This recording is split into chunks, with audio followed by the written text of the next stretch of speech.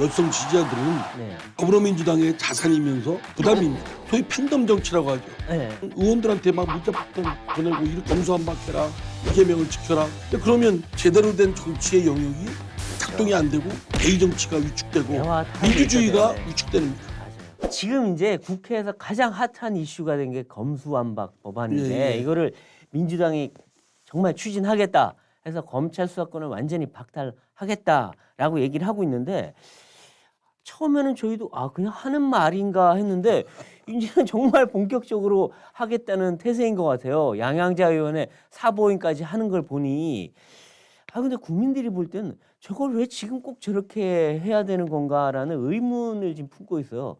민주당이 왜 이렇게 이거를 밀어붙이는 겁니까? 이 그 언어가 슬로건이 너무 과격합니다.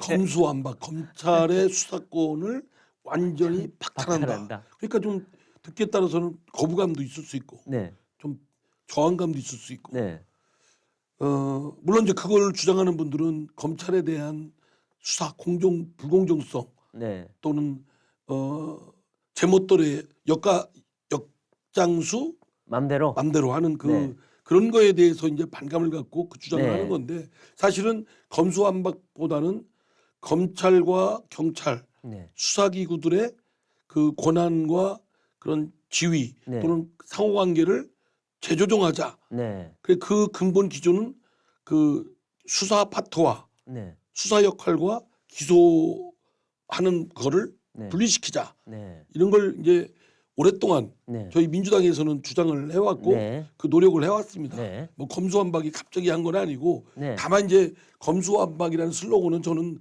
적절치 않다고 생각합니다. 네, 그리고 이제 그 가깝게는 지난 겨울 때 또 검수완박을 했다가 네. 또 아니 문재인 정부에서 수사권 조정을 한 지 얼마 안 됐는데 그렇죠. 그것도 정착이 아직 덜 됐는데 네, 지금 하는 게 맞냐라는 네, 반론이 제기돼서 네, 또 목소리가 이게 있는데 대선 끝나고 다시 이제 네. 하게 된 거는 검찰이 빌미를 준 탓도 있습니다. 예컨대 김혜경 씨에 대해서는 법인카드 네, 수사하는 게 수사하면 수사하는 게 맞죠. 네, 그런데 김건희 씨 네, 똑같은 저쪽 대선 후보였던 네, 윤석열 후보의 김건희 씨 주가 조작이라든가 네, 학력 위조 네. 건에 대해서는 전혀 수사도 않고 움직임도 없다. 네, 이런 거에 대한 불공평 완전히 불공정하게 하네. 네, 정권이 이제 정권을 가져갔다고 권력 가져갔다고 검찰이 앞서서 그러네. 산업부도 한참 만에 네, 무슨 블랙리스트인가 뭔가 그렇죠. 조사를 하네. 네. 이런 것들에 대한 사실은 피해 의식과 위협감을 느끼는 거죠. 그러니까 우리 그렇군요. 당의 지지자들이 네, 엄청나게 문자 폭탄을 보냅니다. 저뿐만 아니고 전 국회의원들한테 압박을 하고요.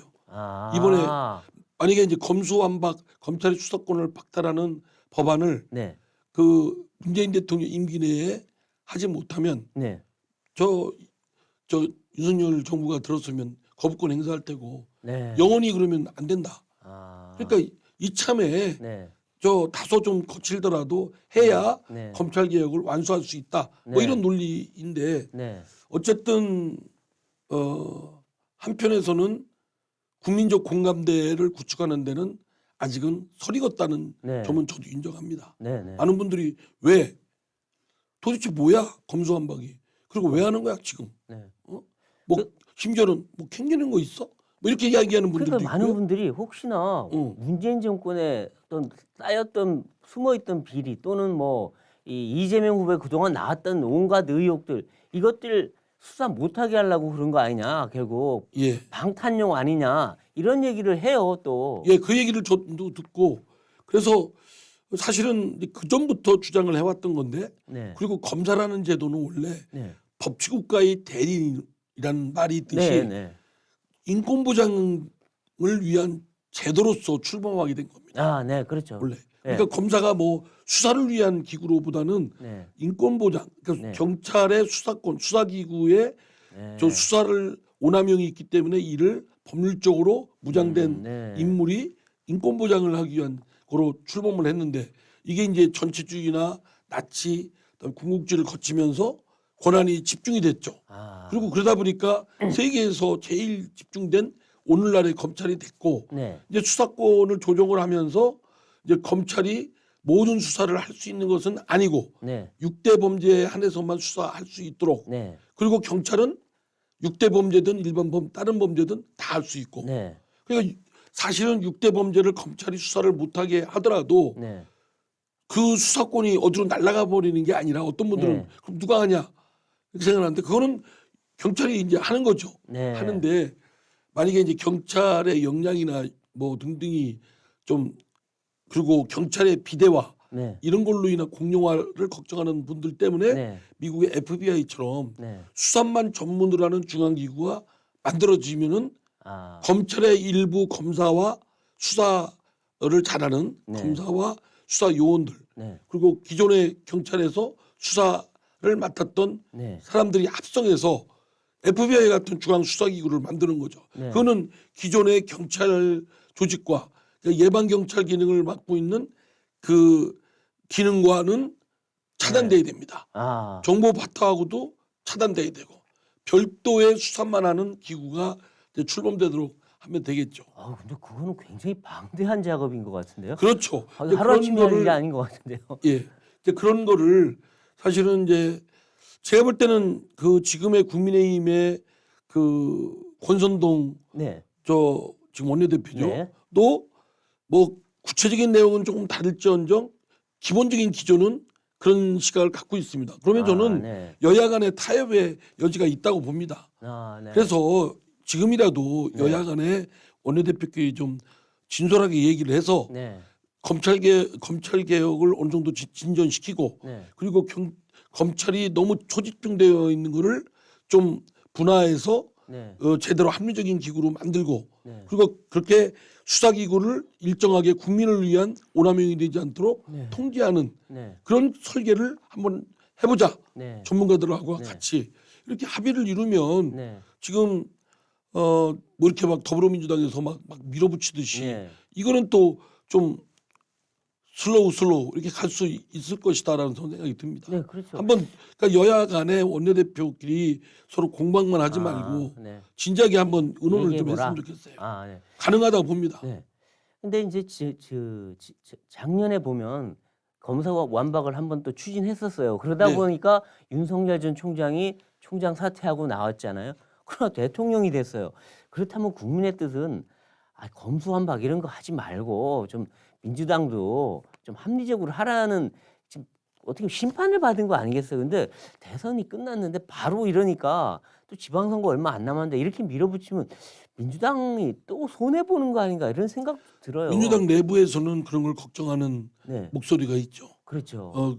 더구나 지방선거를 코앞에 두고 있는데 그러니까요. 더구나 대선을 아주 근소한 차로 졌기 때문에 네, 다시 뭐 근소한 차로 졌는데 네, 그 근소한 차이든 더 큰 차이로 벌어지든 이건 장담할 수가 없거든요. 네, 그리고 상당히 불리한 구조이고 네. 어쨌든 정권을 윤석열 당선인 쪽에 국민의힘 쪽에 가 있는 그렇죠. 상황에서는 지방자치단체 지역 주민들 입장에서는 중앙정부의 권력하고 좀 같이 가려고 하는 심정적인 게 있단 말이에요. 아, 네. 그러면 기울어진 운동적이기 때문에 우리는 민심을 더 파고들어서 그렇죠. 지지를 얻어내야 된다는 점인데 오히려 지금 자칫 이런 거에 대한 피곤증 네, 이를 불러내서 오히려 지지표가 더 도망가는 거 아니냐 이런 네. 걱정을 하지요. 네, 그렇죠. 이제 지방선거 얘기를 좀 해보시죠. 이제 뭐 이제 국정 현안은 많이 얘기했으니까 이제 지방선거 사실 이제 정말 뭐 얼마나 남았나요? 지금 한 달 한 반 정도 남았나요? 6월 1일이죠. 예, 그러니까 한 50일 정도인데 지금 이미 서울에 이제 송영길 대표 출마 문제를 놓고 뭐 이 친명 쪽에서는 송영길 대표가 나가야 된다 그러고 또 반명 쪽에서는 왜 송영길이냐 다른 사람이 해야 된다 그러고 아주 내용이 좀 있어요. 이거 어떻게 평가하십니까? 저는 이미 송영길 전 대표가 서울시장 출마하는 건 명분이 없다. 네, 우선 패장이다, 대선 이거. 패배의 네, 대표로서 책임을 지고 물러났잖아요. 대표직을 네네. 물러났고 그리고 뿐만 아니라 현재 인천 지역 지역구 국회의원이거든요. 네, 근데 거기를 그만두고 임기 도중에 네, 서울시장에 나온다 그러면 네. 인천 시민이 수긍할까? 음. 또 서울 시민도 왜 뜬금없이 네. 아무리 뭐 저 네. 중앙 정치에 있는 인물들이 나온다고 하지만 좀 악의가 서로 안 맞거든요. 아, 그렇죠. 그러면 자칫 네. 서울 송영길 전 대표의 뭐 그 선거의 득실 뿐만 아니라 네. 다른 지역까지도 영향을 주지 않을까 아. 이런 걸 우려해서 반대를 했는데 네. 워낙 그 출마하겠다는 그 아. 생각이 강하더라고요. 네. 이미 등록까지 했고 네. 그러면 뭐 출마하는 게 맞지 않다라는 걸 백날 얘기해봤자 지금은 실익이 없는 무익한 얘기고 네. 논의고 네. 이제는 뭐 네 분인가가 지금 네. 예비부 등록을 한 걸로 네. 알고 있습니다. 그러니까 선의의 경쟁을 잘 해서 경선에서 붕업을 결정하자. 시키는 방법밖에 없다라고 그렇군요. 생각됩니다. 네. 근데 이제 일각에서는 이런 송영길 대표 출마 이런 걸 놓고서 이 이재명 후보의 마음이 그러니까 이심이 작용한 거 아니냐 이런 얘기를 하는데 그러면서 뭐 송영길 대표 지역구나 이런 곳에 이재명 후보가 출마할 수 있다 보궐선거에 아니면 이 지방선거를 뭐 이 선대위원장이나 이런 걸로 진두지휘할 수 있다 이런 얘기가 나오는데 가능성이 있는 얘기입니까? 그런 얘기 저도 들었습니다. 네. 뭐 그런 것이 그런 움직임이 없지는 않은 것 같고요. 아, 네. 그러나 그래서는 안 된다고 생각합니다. 네. 왜냐하면 송영길 대표보다도 저 이재명 지사는 네. 대선 패배의 장본인이잖아요. 그렇죠. 그렇기 때문에 지금은 네. 뭐 그것이 아주 초박빙이었어도 네. 진 건 진 거고 또 진 데에 원인도 있었고 본인에게 원인이 제일 컸어요. 솔직히 예. 말하면. 그러면 그를 성찰하고 네. 자중하고 네. 또 본인도 많이 지쳐 있기 때문에 아, 본인의 심신을 추스려야 될 시간적 여유도 네. 가질 필요가 있고 네. 조급증을 낼 이유가 없습니다. 조급하면 아. 평정심을 잃게 되고 네. 그렇게 되면 판별력이 흐리게 되고 네. 그러면 실수를 하게 되는 거죠. 그렇죠. 민심과 어긋나고. 네. 그러니까 좀 저는 이미 그것 또한 이재명 후보가 지금은 심신이 많이 지쳐 있고 네. 정말 이재명 후보를 아낀다면 네. 쉬도록 이렇게 좀 놔두는 것이 그를 도와주는 것이다. 네. 오히려 지금 따먹기 좋다고 꽃감 갖다가 먹으면 나중에 쓸 꽃감이 어딨냐. 네. 네, 좀 아끼는 게 좋겠다라는 뜻을 했고 또 이재명 후보한테도 자중해야 된다. 네. 예, 그런 말에 혹해서 조급증을 내서 이렇게 행동화를 하게 되면 네. 국민들의 기준하고는 좀 안 맞을 수 있다. 네. 또 상처를 받을 수도 있고 네. 이제 그런 얘기를 했죠. 그러나 결국은 이제 본인의 판단이 달려 있는 것 같아요. 그렇죠. 보통은 대선에서 이제 진 분들은 한 1, 2년 정도 휴식기를 많이 가지죠. 또 외국에 가기도 하고 그런데 당장 요번에 출마가 아니더라도 또 몇 달 후에 또는 뭐 한 6개월 후에 비대위원장을 맡는다 또는 뭐 당 대표 선거에 나간다 이런 얘기도 나오는데 그러니까 그것도 적절치가 않다는 거죠. 그것도 안 예, 된다. 지금 곧바로 오면 네. 이제 대선 후보가 곧바로 또 되는 거예요. 네. 여론조사는 또 이재명 후보를 넣고 또 차기 정권의 대선 후보를 하지 않겠습니까? 네. 그러면 윤석열 정부는 국정은 제대로 되겠습니까? 그죠? 네. 강력한 경쟁자가 또 눈앞에서 실질적으로 영향력을 행사한다면 그거는 우리가 금도가 있다고 생각됩니다. 국민은 네. 금도를 지켜주는 아주 신화적인 분한테 오히려 마음을 더 간다. 조급증을 내서 막 현실 정치에 들어가지고 내가 네. 정치적 영향력의 지분을 확보하고 있어야만 네. 계속 정권을 나중에 잡을 수가 있겠다. 내 그렇죠. 뜻을 이룰 수 있다. 이거는 네. 조급증이라고 봅니다. 그렇군요.